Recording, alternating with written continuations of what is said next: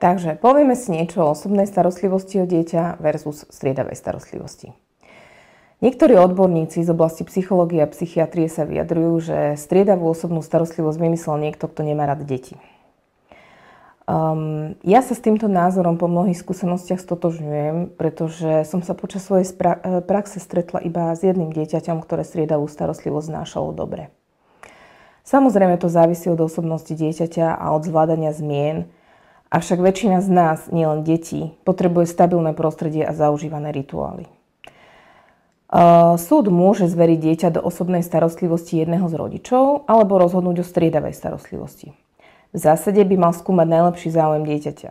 Otázkou však zostáva, či sudca od stola je naozaj schopný posúdiť najlepší záujem dieťaťa, pretože tento by mali predovšetkým poznať rodičia a podľa toho postupovať.